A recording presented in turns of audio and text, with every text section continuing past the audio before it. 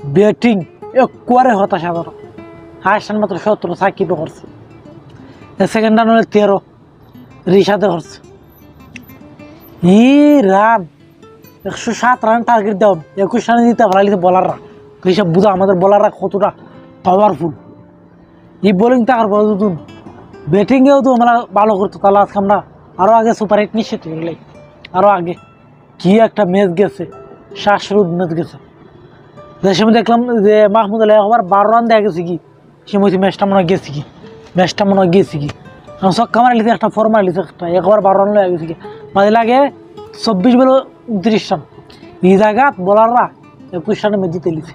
আর লাস্টের দিকে মুস্তাফিজ অসাধারণ বোলিং করছে, তানজিম সাকিব সবাই জাস্ট ওয়ান।